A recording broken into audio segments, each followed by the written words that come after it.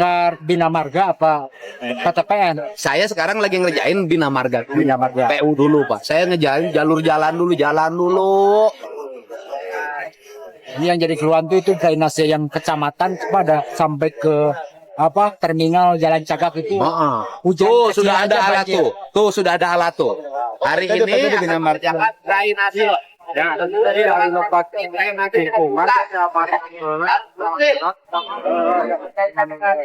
pedagang-pedagang kecil nih gimana? Dibongkar. Kompensasi ataupun ganti rugi lah katakanlah. Kenapa harus diganti rugi? kan asetnya Pak, ada asetnya rakyat lah di situ. Kalau ada tanah rakyat, kemudian ada tanah negara mau bangun jalan pakai tanah rakyat, bayar nggak?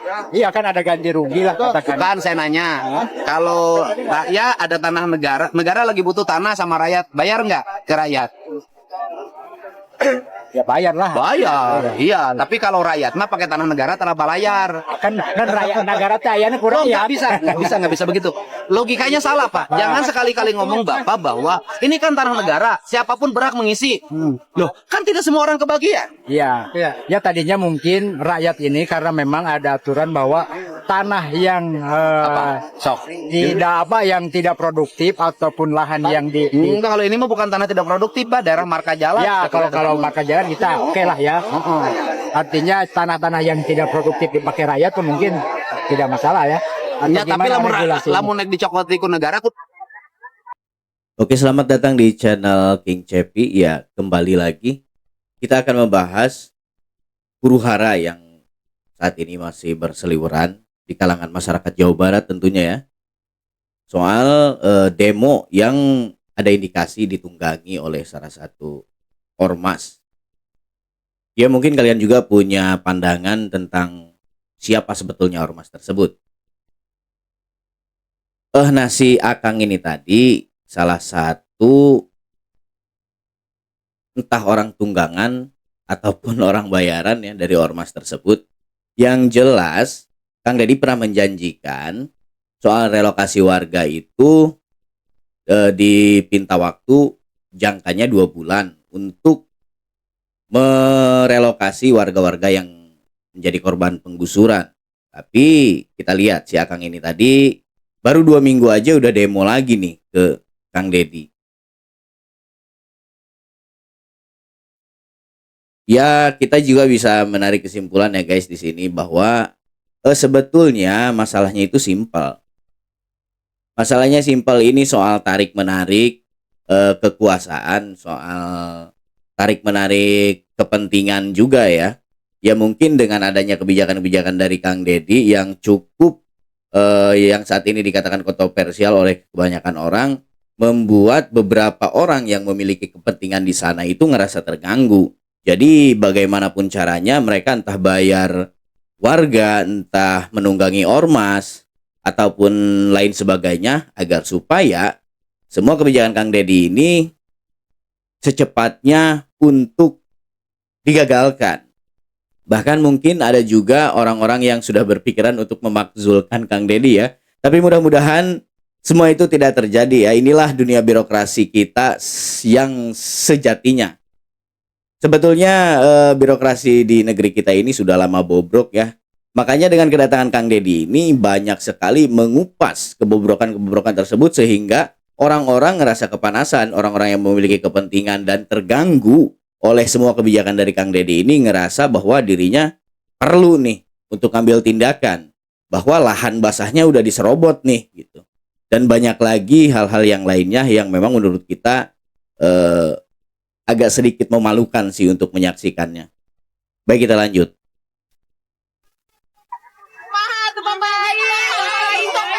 Pembangunan disebutkan itu konten beak no. Bahkan bangunan hanya hiji oke dari pikairan 2 minggu lebih. Nah, ini si Akang yang tadi ngobrol sama Kang Deddy ini, dalam orasinya dia minta kompensasi berupa bantuan-bantuan mungkin sembako atau apapun lah itu. Yang tadinya ya udah sempat Kang Deddy jelasin bahwa sebenarnya mereka itu selama ini menempati tanah negara dan negara berhak untuk mengusir mereka. Kang Deddy juga tadi di awal video kan menjelaskan kalau negara berkepentingan kepada rakyat dan kalaupun negara menginginkan tanah rakyat, negara harus bayar ke rakyat. Dan itu sudah terjadi sejak bangsa ini merdeka kan. Nah, kenapa sekarang ketika negara mengambil haknya gitu dari tanah yang ditempati oleh warga, negara juga harus memberikan kompensasi kepada mereka. Yaitulah birokrasi di negara ini. Baik, kita lanjut. Hiji oge Allah. Tanah itu dijanjikan. Kemudian juga membangun ruang-ruang tempat berjualannya memadai dengan desain arsitektur yang seimbang dan selaras dengan alam dan lingkungan. Sehingga Provinsi Jawa Barat, areal perkebunan tehnya bisa dilihat oleh masyarakat, bisa dinikmati oleh orang siapapun tanpa harus bayar. Kemudian para pedagang mendapat tempat yang layak dengan tempat penjualan yang memadai. Diharapkan para pedagangnya bersifat jujur, manakala nanasnya asli madu ya disebutkan madu, kalau nanas bukan madu ya jangan disebutkan bukan madu. Ini yang diharapkan, sehingga nanti ke depan tumbuh industri pariwisata yang mengelola dan mengendalikannya adalah masyarakat sekitar. Seluruh proses itu harus berjalan terencana, tertata. Jangan sampai pada saat dilakukan penataan dan kita sudah melakukan tahapan-tahapan pelaksanaan, kita ribut tidak karuan. Tetapi ketika kemarin di pinggir jalan kumuh menjadi tempat-tempat orang berjual minuman keras, menjadi tempat-tempat orang di situ berkumpul, beragam kegiatan ada di situ, premanisme dan sejenisnya, semua orang diam. Setiap tindakan yang memiliki niat baik, insya Allah akan selalu ada jalan. Dan kita tidak akan pernah takut dan gentar menghadapi apapun. Jadi setiap tindakan di jalan yang baik, kata Kang Deddy, itu insya Allah akan selalu mendapatkan jalan. Ya, tapi di saat yang bersamaan juga rintangannya bukan gampang ya Kang Deddy. Ya inilah guys, Kang Deddy yang memang ingin selama ini membangun peradaban itu harus selaras dengan alam. Jadi apapun itu bentuknya, baik itu pertanian, pembangunan infrastruktur, ataupun pertambangan mungkin, ya Kang Deddy tetap selalu mengambil jalan tengahnya agar supaya apapun yang dilakukan oleh manusia itu harus sejalan dengan alam agar alam tidak marah.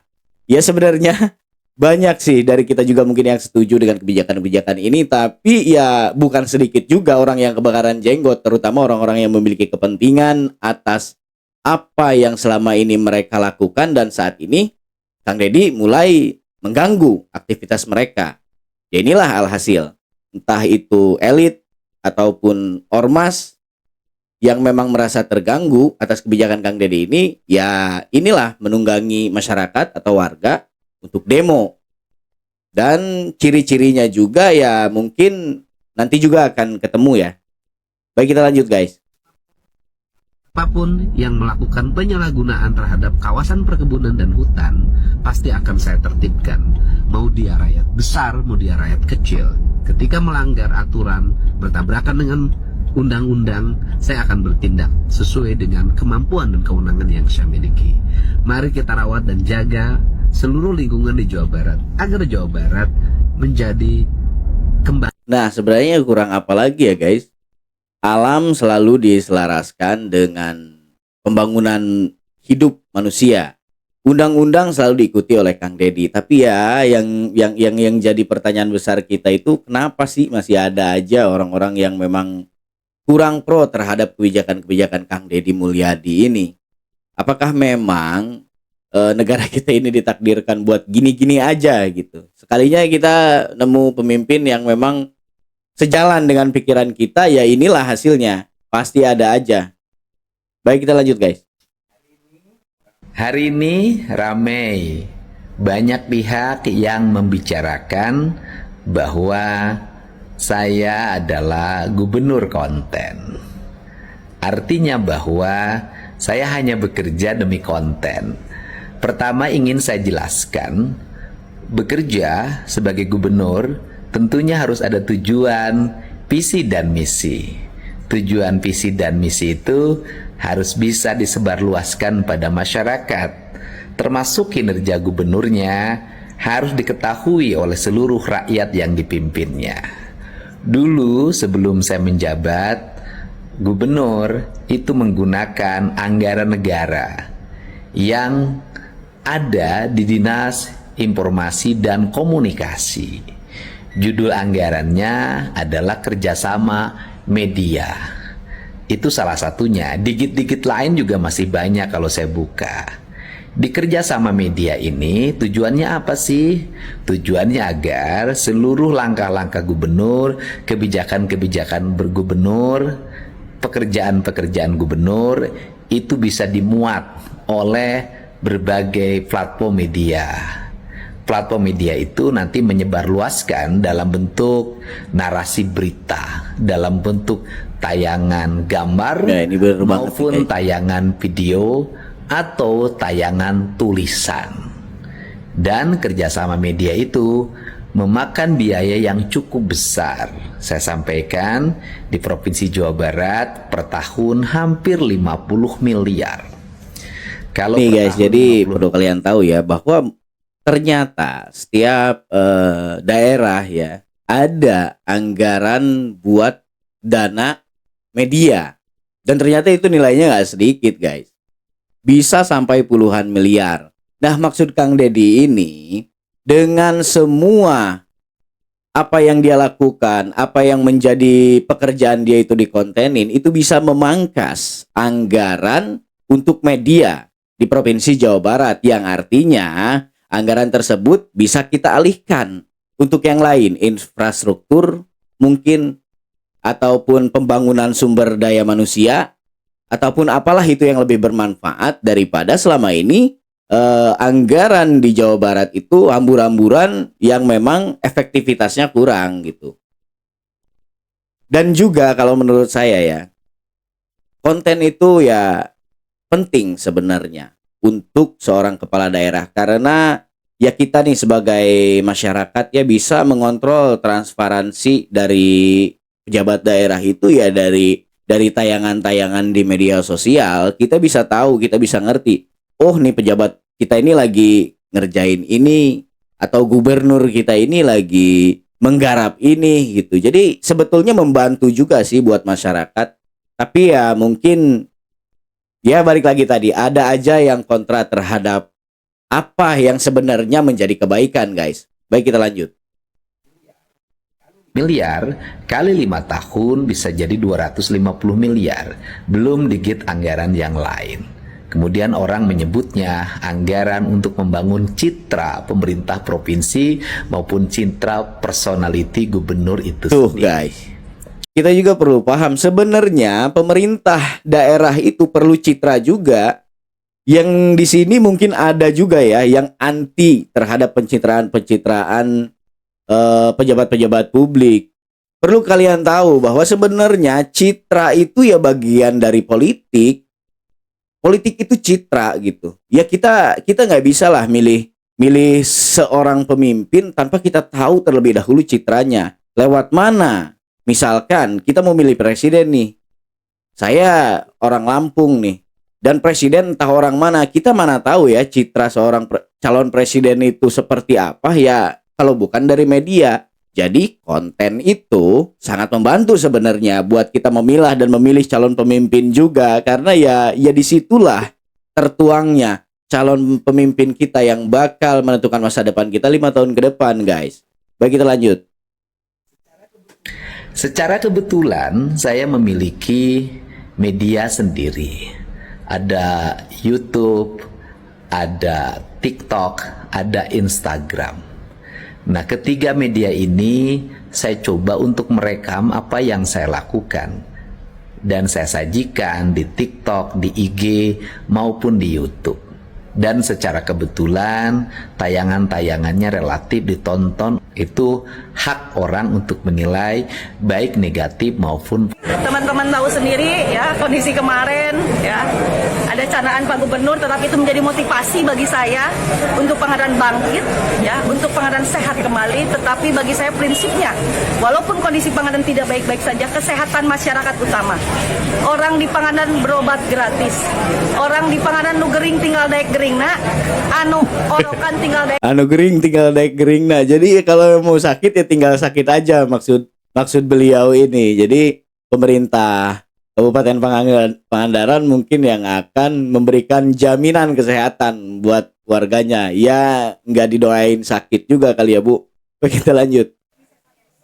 Di sesarnya semua gratis. Mau pulang kan? Nah guys, jadi di video tadi itu si ibu itu kena sentil intinya sama Kang Deddy Mulyadi. Nah, dia agak sedikit meradang sih, mungkin ya terlebih kita semua tahu ya bahwa sekarang Bupati Pangandaran itu dari pihak sebelah ya guys. Nah, seperti yang udah kita tahu nih ya, mungkin kalian juga pernah nonton ya diskusi perbincangan antara Kang Deddy Mulyadi dengan mantan Menteri Susi Pujiastuti, mantan Menteri Kelautan Bu Susi Pujiastuti, tentang kebobrokan yang sedang terjadi sekarang di Pangandaran. Ya mungkin makanya kenapa Pangandaran itu jadi fokus utama Kang Deddy sekarang juga. Jadi istilahnya planning awal Kang Deddy, karena ya Kang Deddy mendengar keluh kesah dari Bu Susi soal apa kebijakan-kebijakan yang kurang pro terhadap rakyat yang terjadi di Pangandaran. Dan si ibu ini tadi marah guys. Baik, kita lanjut guys. Dia menangis, dia merasa mendapat sesuatu yang tidak nyaman, dia menangis nggak mau pulang, saking betahnya. Artinya bahwa pendidikan di barak militer itu tidak menyeramkan sebagaimana orang gambar, tetapi justru rasa-rasa kemanusiaan justru tumbuh di sini, di mana para pelatih tumbuh sebagai orang tua mereka, dan mereka dengan pelatihnya sangat dekat dan belum tentu didapat. Untuk yang masih kontra terhadap pendidikan di barak militer ya guys, percaya deh, percaya. Semua negara maju itu menerapkan kedisiplinan, dan kedisiplinan itu cuma bisa kita dapat di tempat-tempat yang memang menerapkan prinsip disiplin, ya seperti barak militer. Jadi ya heran aja gitu sama yang masih kontra terhadap siswa-siswa nakal yang dijebloskan Kang Deddy ke barak militer. Jadi konteksnya seolah-olah diperburuk lah sama masyarakat ini. Ya kita juga tahu musuhnya soal anak-anak di barak militer ini ya KPAI dan lain sebagainya. Tempat lain, bahkan kalau tempat lain mahal loh bayarnya memberikan seperti ini. Di sini gratis difasilitasi oleh wali kota. Kurang apa lagi guys? Gratis difasilitasi oleh pemerintah Jawa Barat dan juga menjamin anak keluar dari sana langsung soleh. Kurang apa lagi coba? Dan masih ada aja nih yang kontra terhadap kebijakan-kebijakan itu. Ya terutama orang-orang nyinyir lah yang sebenarnya mereka juga nggak tahu ya tujuannya mau kemana, dibawanya mau kemana bangsa ini kan. Model KPAI ya dibiayai oleh negara, ya dia nggak kerja dan ngerjain apa-apa. Ketika ditanya dia cuma bisa jawab, ya tugas mereka cuma pengawasan ya kan, apa kayak gitu.